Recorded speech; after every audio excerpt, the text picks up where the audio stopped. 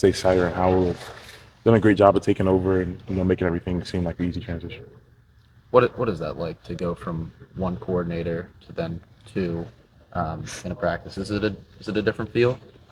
Honestly, like the way we're doing it, I wouldn't say it's a difficult process. I think everyone's just trying to keep a level head, just make sure our game plans are right for our next few games. Have you seen Drew handle this week, and obviously what he's going to be dealing with different than past? I mean, Drew's handling it really well. He's definitely taking a step up. Like, he knows what's on his plate. He knows he probably has a little more on his plate, and he's working with our new coordinators to just work everything out. So, have you seen him and Danny's relationship really help the situation right now? It seems like those two guys have a strong bond. yeah, I would assume that him having a strong bond with Danny like that definitely helps him out in this process. Can you kind of tell us about Danny? I mean, we only get to see him from afar. What kind of coach? What kind of guy is he? I mean, I'm not a quarterback, so I mean, I see him sparingly, but when I do get to talk to him, he's a really awesome guy, really great support system. Caedan, do you know that this is your last game at Beaver Stadium? I haven't really put thought into it. Okay. Focused on Rutgers, Michigan State bowl game. But I'm assuming you walk Saturday because that's typically what's happening. Yeah, I'll walk Saturday. Whether or not it's your last time, what does that kind of moment mean for you? 5 years here, some ups and downs. I mean, honestly, this whole year, every time I step in the stadium is just a time for me to, pay homage and be grateful for my time that I spent here. So I don't think this game will be any different. Just being grateful. Has it been that's kind of grateful a way you would define your 5th year here? Is it kind of a defining way you've approached it? That's definitely one aspect of it. There's been a lot of different, ideals that I focused on throughout the off season, throughout camp, and throughout the season. But that's definitely one of them. Coach Troutman was telling us, I think it was last week, that your preparation is noticeably, at least to him, different. Mm-hmm. What can you tell us about maybe what's altered or what you've done better in that regard? This may sound silly, but I've worked on just focusing as deeply as I can, and that's really helped my game out. So focusing during practicing and during games, that's really helped. But my off-the-field preparation, like my recovery, hydration, nutrition, things like that, I've taken an extra step on. And then studying game film and just my overall preparedness, I've definitely taken a big step. How do you improve on focus? Practicing, like I said, it sounds a little silly, but I will sit down and focus. I just can't get out of I have to have a one-track mind about certain things, and I've noticed that helps me play football really better. Has it required you to eliminate anything from your situation or the way you kind of approach day to day? I eliminated common distractions in the off season, little things silly things. I try to get ahead, in schoolwork, maybe house chores, groceries, things like that. I try to get ahead so I don't have to focus on that throughout the week. And really my, how do I put this? My prime, decision making skills, I try to allocate all those towards football. So I try not to do anything too high stress throughout the week or anything like that. How does that kind of help you through this past week when you guys lose on Saturday and then the offensive coordinator's gone the next day? Like I said, I clear out my head, and I know if I focus on that, then it won't bode well for me throughout the week. So I got, came in, did my Sunday thing, had an off day on Monday, came in yesterday and just got to work, Rutgers. That's one of the veteran leaders on the team. Is that something that you tried to instill in your teammates? Yeah, I mean, the way I see it, you don't want, one loss to spiral to 2 to 3 to 4. So the best way to do it is to focus on the game we have this week. Forget everything else. We'll focus on that stuff later. But right now, it's Rutgers. You were obviously part of that 2021 team where that did happen for a period where it kind of spiraled out of control. What did you learn most about that season that you can apply to this right now? I mean, definitely the things that I'm preaching now. If you let one loss get to you, it'll turn into 2, and then it'll turn into 3. So just make sure that everyone has their head focused, making sure everyone has the right mindset, the want-to-know attitude. Yeah. Kind of piggybacking off that, last year everybody kind of galvanized and you guys finished strong and nobody opted out and all that. So what did you learn from that experience? I know you were sidelined for much of that, but what do you think maybe can be applied to this situation? I mean, definitely some of the same, values carry over. Just, when it gets to the end of the season, it's a lot more high stakes. People are more tired, things like that. So just make sure everyone's grinding, make sure everyone has their head on their shoulders. Going back to the focusing part, when you said you first started doing that, in the off season in the spring, was it hard? You said eliminating common distractions was difficult. What were some of those common things? Well, I mean, I don't know. I feel like our brains are more interesting than we know. So like I think that me watching too much TikTok affects how I play football, or me playing too much video games affects how I play football, or too much Netflix, things like that.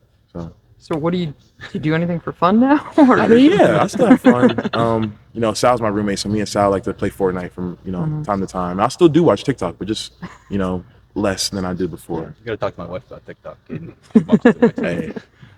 Hey, she may put me back over the edge. I saw you go back and forth a little bit with Jamil Lyons during our look at practice. Well, I mean, he brought it, you brought it back. What is he looking like here toward the final stretch of his freshman year versus maybe the guy who showed up in August? Honestly, Jamil's been awesome since he first got here, and I love going at it with Jamil. He him being so young, he has that extra like pep in his step, like that extra little energy, and I love going against him. He works great moves, and I think I'm helping him get better. Jamil's going to be a great player, whether it be next year or the year after, but Jamil's going to be a great player. Really good guy. If this is your last season, what's going to stand out to you as a Penn State football member? What's going to be one that you can remember? That's a tough one. Like I said before, I don't really know if it's my last season or not, but honestly, every moment that I get to spend in the room with my O-line guys, we've turned the room around from since I've gotten here. So being able to hang out with the guys that I've kind of built the room up with and have the same like-minded goals as, it's really awesome for me. I'll follow up on that. We talked to Theo earlier this week, and he said that finishing strong for the veteran guys who have been here, like yourself, is kind of the motivating factor of this team right now. How have you guys, as the veterans on the team, stepped up? I mean, we've definitely been more vocal leaders throughout the whole season, but definitely these past few weeks. Theo, he's an amazing leader for the offense. He steps up. He's a super vocal guy, and that really just drives us forward as a whole unit. How is Drew different in that regard, if at all, since his first start versus now 10 starts in, adversity has struck? How is he in that department? Well, Drew, for me, Drew's always been calm, cool, and collected.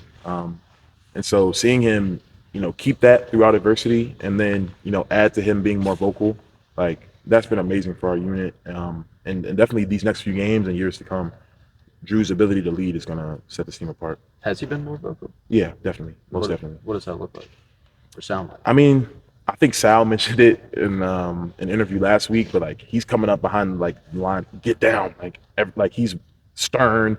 He's checking stuff off. He's telling us what we have to do. He's pointing out IDs, calls, things that are his job, but he's doing them with authority. So it's just awesome to have that. Knowing J1 and Ty like you guys have for the last couple of years, really, has that made the adjustment easier on you guys? Yeah, 100%. When Coach Howle first came here, he was one of the O-line GAs or assistants. So I have a really great relationship with him. Coach Seider recruited me since 2016, 2017. So really great guy, and it makes the transition a lot easier. We speak the same language as him, so easy transition. James told us that he's been more vocal this week in the offensive room, considering the circumstances. Have you noticed that, and what does that look like to you? I've noticed it, and just a lot of yelling. That's just Franklin. He's out there. Yeah, he's driving stuff. He's pointing guys in the right direction and definitely taking a step up from the weeks past. Does it feel like a necessary moment for the offense for him to kind of insert himself in this way as the head coach? The guy, he said he takes ultimate responsibility for everything that happens on the field. Does it feel like he's stepping up to the plate here? I would say, yeah. It's not like he's been quiet before. He's always been, with the offense throughout practice. But I'd say this week, just his ability to, add that extra, I don't even know how to put it, maybe pressure for, certain guys that he's yelling at. That makes the offense better. Just his presence, it's driving us. I'm sorry if you already asked this. I came over here late, but losing to Michigan, there's obviously, there's the postseason implications that are obviously there. Does it maybe take a grieving period of some sort before you can really focus on what's ahead of you in the end of the season? I'd say naturally you'd want there to be a grieving period, but in terms of going 1-0 next week, we can't do that. We couldn't take a day off or a practice off or a period off because we're grieving our last loss, because then it'll turn into another loss. So for us, like I said earlier, Rutgers. It's not much we can do about what happened on Saturday, but we can go out this week and win. And to play off of the Ty and J1 thing, has anything changed for you guys as an offensive line in the transition from, communication standpoint or anything like that? Honestly, no. Nothing for the O-line has really changed too much. There is a slight adjustment, receiving plays and stuff like that, but other than that, no, we're not. You mentioned there can't be like a grieving period. You can't allow yourself to have that. I'm sorry, I've lost my train of thought. But I mean, how do you kind of just move on after this whole week? And I guess from a mental standpoint. Um, I hate to sound kind of callous, but I've been playing football for a really long time, since I was about 4. Lost a lot of games, won a lot of games. But like I said, like I know that if I grieved over this Michigan thing, we still have 3 more games left, then it wouldn't bode well for us. It would spiral out. It's kind of like a slippery slope type deal. So I just focus on next week. I focus on what I can do, like what I physically can do to not lose again.